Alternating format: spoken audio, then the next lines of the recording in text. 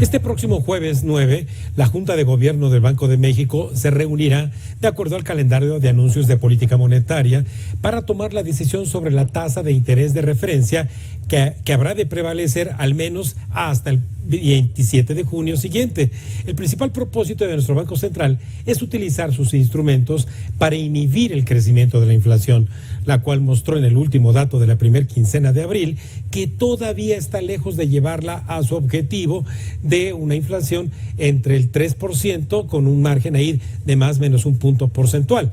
En tal sentido, la política monetaria de Banxico en su rumbo está todavía muy incierta, por lo que hay que analizarla a profundidad, sobre todo porque, afecta a final de cuentas la vida cotidiana de todos nosotros en términos de las tasas de interés que pagamos por los créditos en consumos, créditos hipotecarios, créditos automotrices. Es la tasa base para calcular esas llamadas tasas activas con las que financiamos nosotros esos consumos, los que tienen que ver con el crédito, pero también esa tasa de interés atrae también a las tasas base, o sea, las tasas de referencia que se utilizan para ofrecer rendimientos a los ahorros, sobre todo en aquellos instrumentos llamados de renta fija, es decir, de interés fijo por el periodo que se establecen.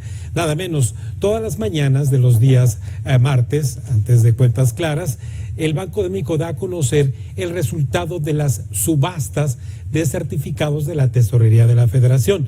El Banco de México es fiduciario del gobierno, es agente financiero, del Banco de México, y como tal coloca títulos que son estos certificados de la Tesorería, se ofrecen en una gran subasta electrónica a intermediarios financieros.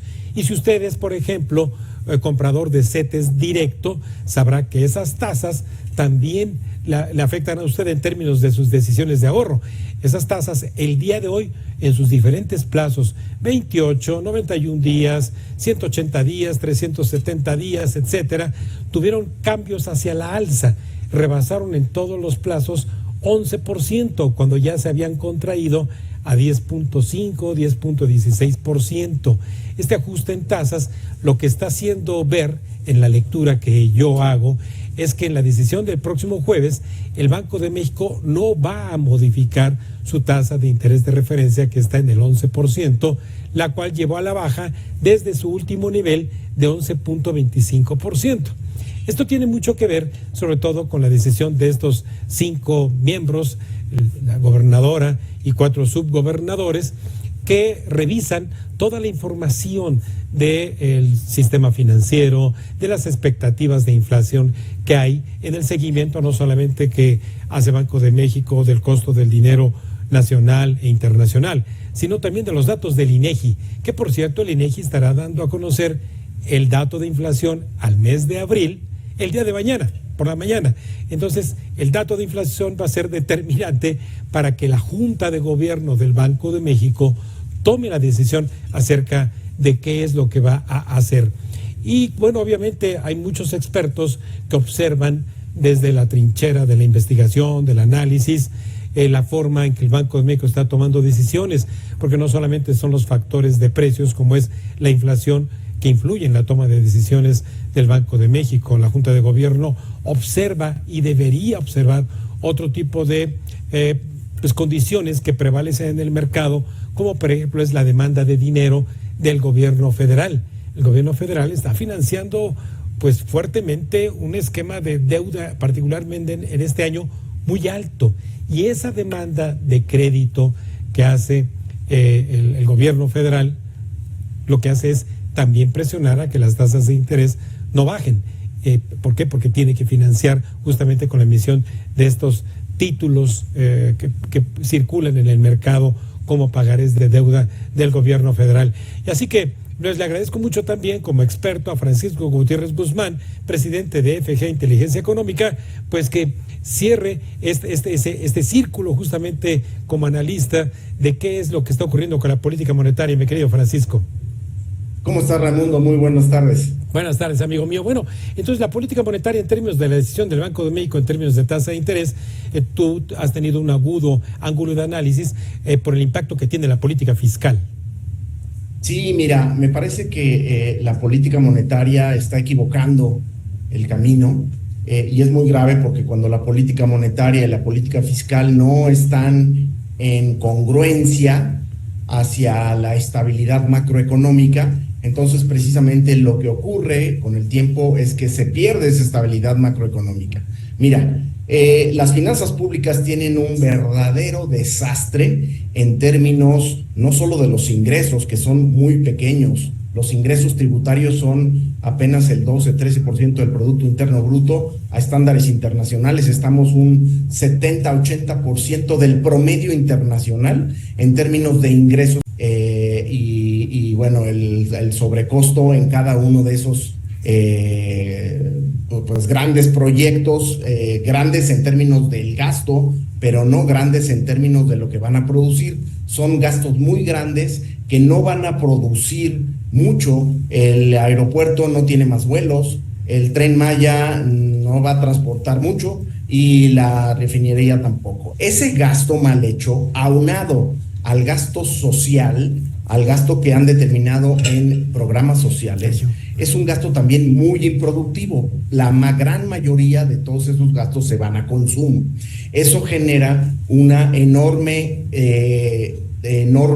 masa monetaria y por lo tanto un desequilibrio muy fuerte entre lo que es el Producto Interno Bruto, que en este sexenio no ha crecido. El Producto Interno Bruto per cápita ha bajado 0.2% por año. En el acumulado del sexenio vamos 0.7% abajo el Producto Interno Bruto per cápita, y por el lado del gasto pues está creciendo de una forma exorbitante. La deuda pública, Raimundo, ha crecido 5.8 billones de pesos, 52% ha crecido la deuda pública del 2018 al 2024. Bueno, entonces tenemos un gran gasto público improductivo que no produce nada, y por el lado del producto, cero crecimiento.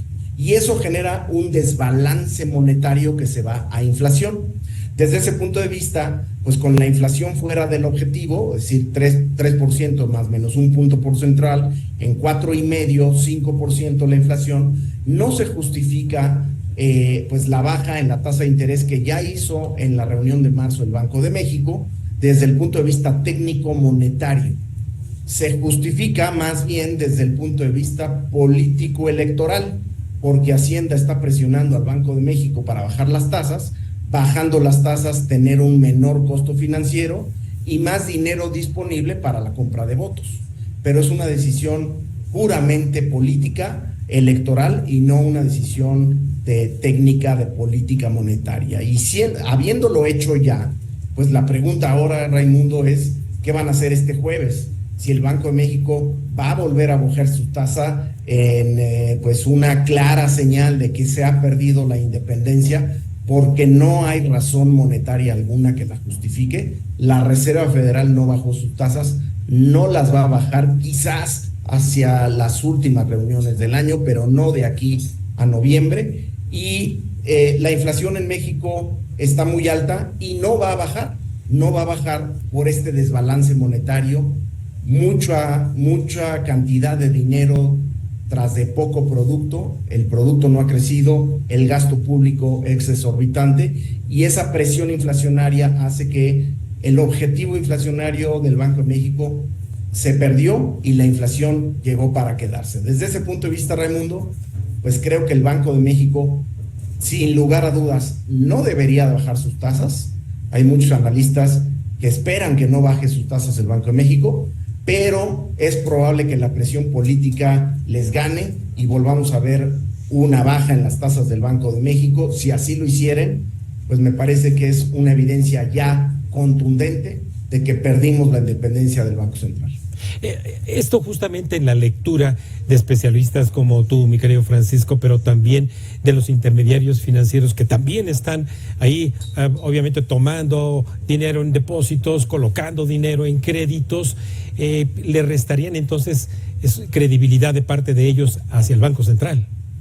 Sin duda alguna, quizás eso es lo más grave, Raimundo, porque mira, haber bajado las tasas de 11.25 a 11%, un cuarto de punto porcentual, no es tan grave en términos del cierre del diferencial de tasas entre México y Estados Unidos, no es mucho, pero sí la señal de que los 4 subgobernadores nombrados por la 4T, por el presidente López Obrador, los 4 votaron por bajar la tasa, y la única que votó por no bajar la tasa es la subgobernadora que viene pues de haber sido tesorera de Felipe Calderón, de haber sido subgobernadora con Alejandro Díaz de León. Y ahora pues baje sus tasas y le daremos el beneficio de la duda. Claro, y aquí estaremos revisando contigo, como siempre, mi querido Francisco, que estaría por ocurrir incluso después del mes de junio, en donde la Reserva Federal también vuelva a tomar otra decisión. Muchísimas gracias, mi querido Francisco. Al contrario, Raimundo, es un placer como siempre estar contigo y con todo el auditorio. Gracias, amigo mío, muy buenas noches. Pues ahí lo tiene. La Junta de Gobierno de Banco de México tendrá que tomar decisiones muy complicadas en materia de política monetaria que, entre otras cosas, le generen la recuperación.